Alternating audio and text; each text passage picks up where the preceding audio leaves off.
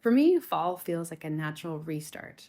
I don't know if it's just because I have kids or just their memories of my early years in school, but it just feels like the beginning of something new. And as I was thinking about this newness and first, I couldn't help but think about the moments when I thought back and remembered the last. So this piece comes from a bit of reflection of some of the last dandelion flower I received from my kids, the last time I tasted one of my grandma's cookies. It just became so apparent to me as I thought about this how closely knit together the first and last really are. I hope that you enjoy this piece. Maybe it brings a bit of a reflection for you as it has for me. Welcome back to the Naked Podcast. This is Janelle, and today's episode is a little different. There are no guests, it's just me and something I wrote. I haven't always written. It's something I kind of stumbled into a few years ago without really knowing the why behind it. But over time, it became really clear that writing is where I find clarity, healing, and perspective. For the first time, I'm starting to share it publicly, starting with you. I'm honestly so excited, but equally as scared to let these pieces live outside of my notebook. It feels extremely vulnerable and raw. I want to thank you for being here and for listening. This is a giant leap for me. If something I share speaks to you, I would love to know more about it. Or if maybe you know someone who might need to hear this, just pass it along. Thanks again.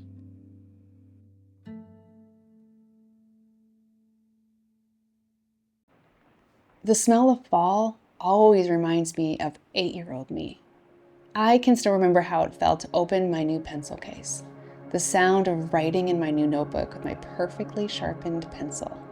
The stiffness and smell of my new backpack, the whiteness of my new laces, sitting in my new classroom at my new desk next to new faces, listening to the voice of my new teacher, the start of something new. So many firsts are unpacked on the first day of school. For me, there is something so sweet about my earliest memories of fall. My rainbow bright lunch kit, my Cabbage Patch Kid pencil case, caramel apples, smell of sweetness, autumn in the air, the way the leaves crunched under me as I rode my bike to school, the smell of glue and paper and new sneakers. The sheer excitement of a new start. So much newness comes as we step into September. The smells, the colors, the crispness in the air, the early sunsets, the cooler mornings. For many, September has its own New Year's momentum. We charge into the season with well-thought-out routines, taking on a new chapter with the best intentions of slaying this new season. We jam our schedules with time-slotted routines that allow for us to fit all the right things into our days. School drop-offs, workouts, meal planning, laundry days, chauffeuring the kids to and from activities, working, cheering at the soccer team, the list goes on. And we're confident that somehow we'll knock the season out of the park. It all seems attainable and a bit exciting, a season for so many firsts. I've been trailing on this thought of firsts and how it often effortlessly follows the forgettable last. Many firsts are highlighted, a photo captured, storing the memory of tiny faces with white laces and lunch bags. But there, in the not too far distance, is also the last. The moments we so easily move past until the day we look back with nostalgia, remembering when then.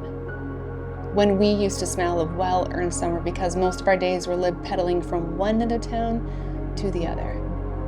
The last time Grandma's house billowed with the smell of oats, sugar, and butter. The last cup we poured at our last lemonade stand. The last living room fort that we built. The last time we heard a bedtime story. The last fall with the first day of school photo pinned to the fridge. The last game of tag we played with our friends at recess. The last lunchbox meal with the perfect ratio of crackers, meat, and cheese.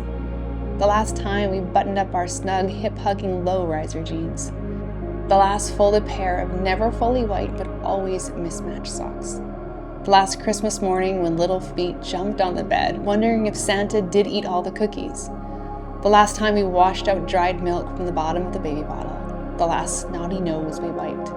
The last night we set up the elf on the shelf, waiting for the surprised look on our kids' faces. The last time our littles said, "I love you," in their childish accent. The last time our littles high-pitched squealed with excitement when we walked in the door. The last time our kids' hands felt so small in ours.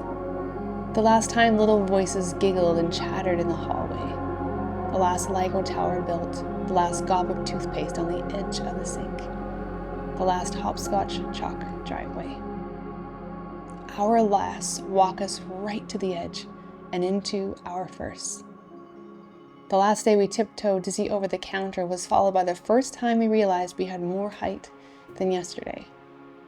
The last time we called our parents home our own was followed by the first day we woke in our four walls. The last day we looked into our 12-year-old's eyes was just a few short hours before we celebrated the first day of them as a teen. Subtle little micro moments, the ones that make up the majority of you and me. Our lives are full of milestone moments. In between the big applauded achievements, the ones captured on our phones, there are tiny micro firsts and lasts, moving us out of one and into another. Our lasts and firsts continually folding and unfolding as we live our one wild, beautiful, crazy life. So many firsts and lasts are intertwined. It all started with the first breath. Soon it was our first step, our first giggle, our first best friend, that first awkward kiss, the first love we felt, the first time we drove with a friend singing all our favorite tunes, our first road trip with all the best snacks, the first time we bought and cooked our own meal, our first Halloween costume, first time we tasted the deliciousness of ice cream, the first book we fully read, the first time we felt sand in our toes and tasted the salty ocean mist, the first cup of tea in our hands, the first heartbreak, first time we pumped the swing so high that towards the sky, the first time we filled the tank with gas, our first summer job, our first day as a parent, first time we kissed the owie on our kid's knee, the first time we dropped them off at school. The first day back at work after a year of becoming acquainted with the new role of parenting. First time we felt super cool, twirling the keys in our hands. First time we rode a bike. First Slurpee we bought with our friends. The first lawn we mowed. The first time we sled in the snow. There was the first time we saw ourselves in the mirror, and the first time we were afraid of the dark. The first night we were certain that monsters lived under the bed.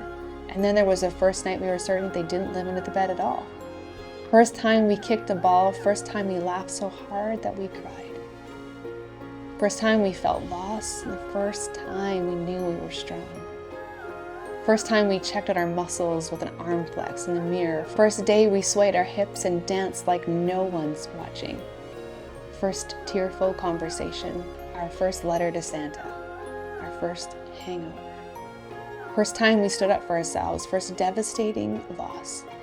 First time we were the helper, first time we felt the wind. Life is laced in first and just as many lasts. Micro moments that carve and sculpt us into who we are. Moments that shape the way we see beauty. What brings the deepest sense of joy, what triggers our pain. All of these micro moments inform how we live this life.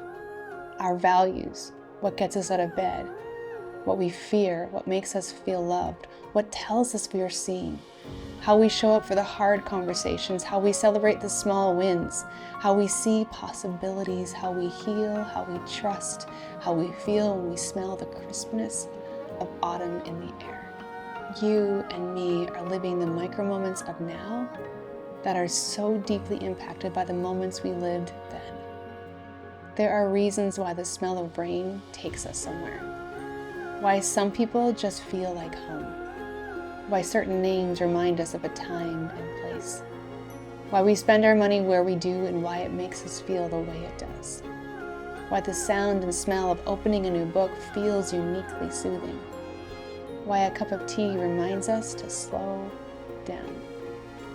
Why certain movies feel like Christmas, even though there's no mention of holidays.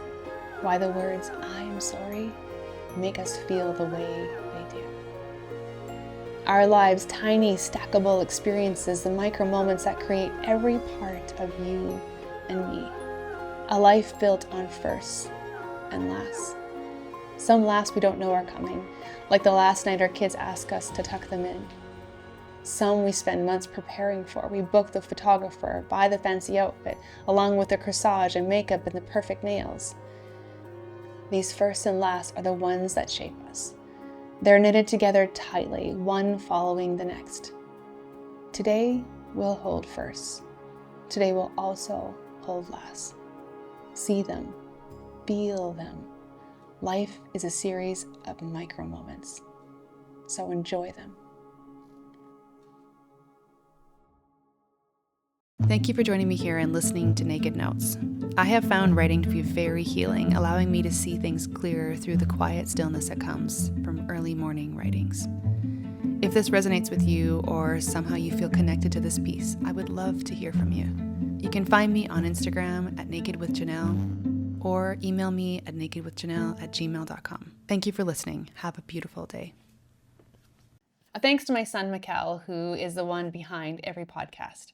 He does all the producing and editing and makes the show happen. If it wasn't for him, all of these would be stuck in my computer and you would not get a chance to hear them. So I am forever grateful for his help and partnership in the Naked Podcast.